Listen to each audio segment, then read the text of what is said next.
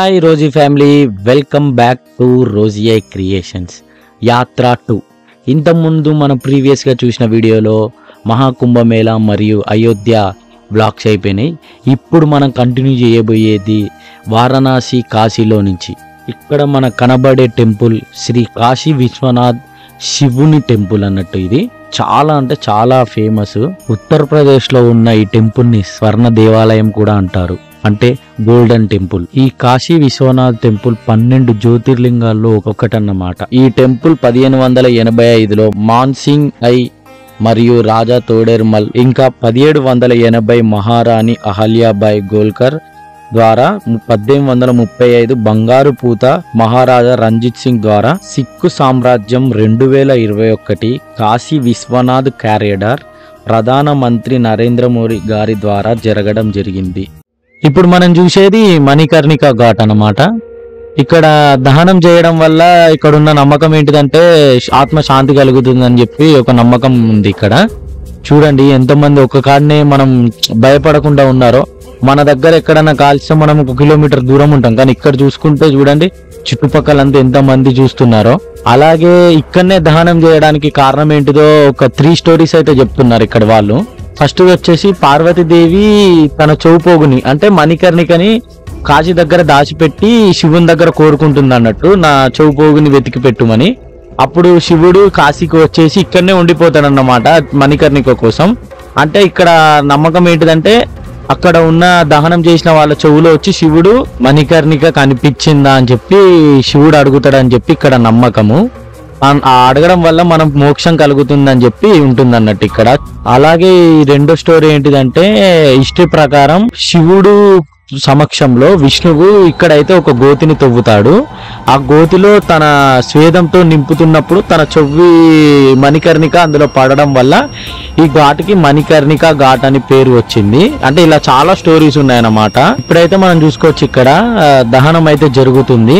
ఆ దహనం అయినాక బూడిని తీసుకుపోయి గంగలో కలుపుతారు కొందరు అయితే బొట్టు కూడా పెట్టుకుంటారు. కొన్ని టైమ్స్ లో అఘోరాలు వచ్చి శ్మశం మీద కూర్చొని పూజలు కూడా చేస్తారు. అంటే కొన్ని స్పెషల్ టైమ్స్ లోనే వస్తారు వాళ్ళు. వీలుంటే మీరు కూడా కాశీకి వెళ్ళిరండి. వెళ్ళిన వాళ్ళు కామెంట్ లో చెప్పండి అసలు కాశీ ఎలా ఉంటుందో. చాలా మంది అంటారు కదా కాశీలో ఏదో ఒకటి విడిచిపెట్టి రావాలని చెప్పి. మనకి ఇష్టం ఉన్నది, అలా మీరు ఏం విడిచిపెట్టారో కామెంట్ చేయండి.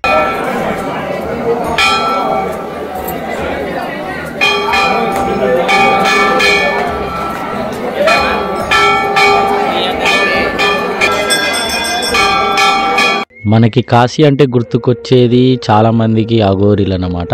అఘోరీల్లో 2 రకాలు ఉంటారు.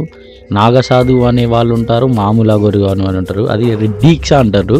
ఇప్పుడు మామూలుగా దీక్ష తీసుకొని మనం ఒక 41 days 42 days ఉండడం, కానీ వీళ్ళు లైఫ్ లాంగ్ పెళ్ళి ఫ్యామిలీ అన్నీ వదిలేసుకొని దీక్షలా ఉంటారు అన్నట్టు వీళ్ళు. అంటే జనాల నమ్మకం ఏంటిదంటే వీళ్ళ దగ్గర నుంచి మనం బ్లెస్సింగ్ తీసుకుంటే మనకి మంచి జరుగుతుందని ఒక నమ్మకం ఉంటుంది. ఇందులో కూడా ఫేక్ అంటే రియల్ కూడా ఉంటుంది, మనం తెలుసుకోవాలి.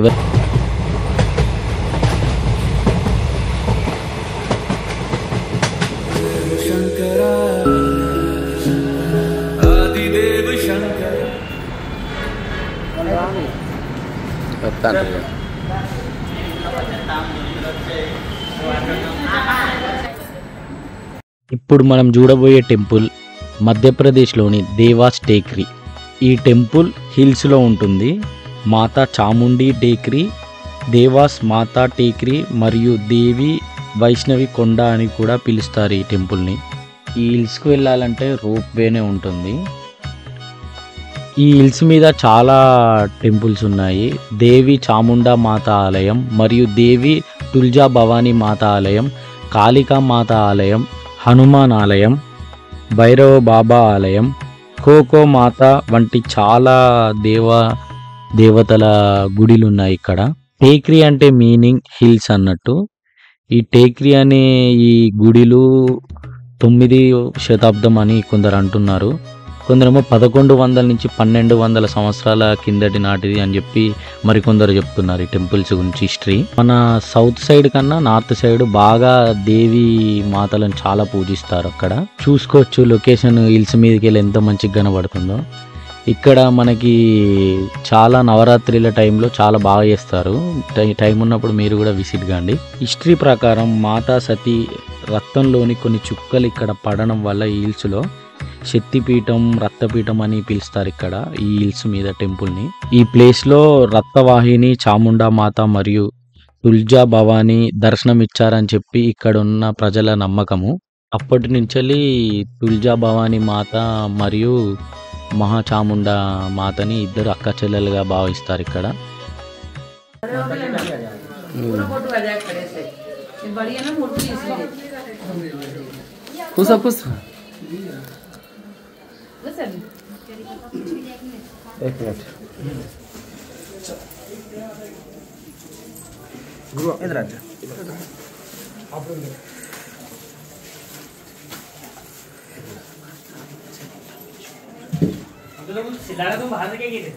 कुछ नहीं, मैंने आवाज नहीं सुनी थी।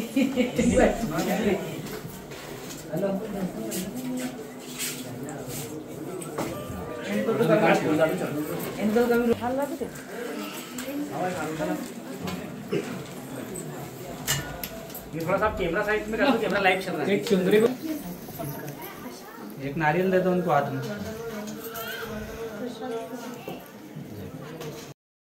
ఈ టెంపుల్ గుహలాగా ఉంటుంది. భైరవ మహారాజా మందిర్ ఈ టెంపుల్.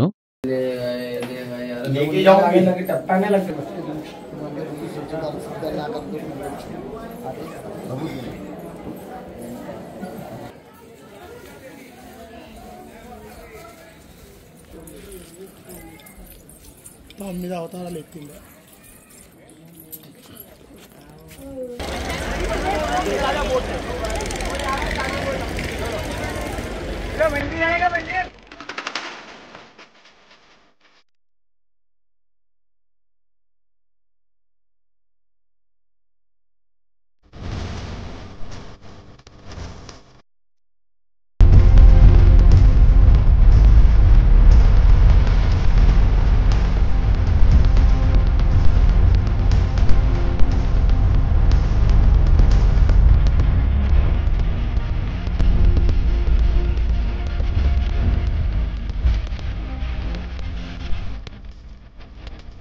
నర్మదా నది ఎంత పవిత్రమైందో, ఈ పవిత్రమైన నదిలో స్నానాలు చేయడానికి అయితే చాలా మంది ఇక్కడికి వచ్చాము.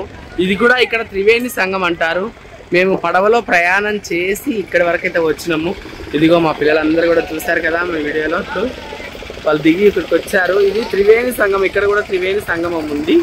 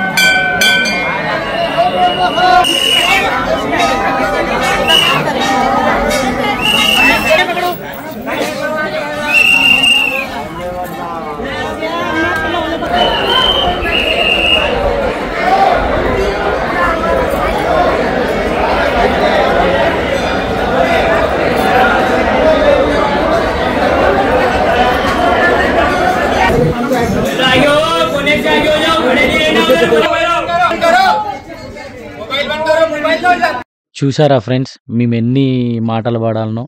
ఒక వీడియో తీయడానికి అంటే పర్మిషన్స్ ఉండవు, ఎందుకంటే గుడిలలో అలో ఉండదు మొబైల్. అయినా కూడా మేము మెల్లిగా ఎలా అలా తీస్తాం అనుకుంటాం. కానీ మీరు మాత్రం సబ్స్క్రైబ్ చేయరు, కామెంట్ చేయరు, షేర్స్ చేయరు. సబ్స్క్రైబ్ చేయండి.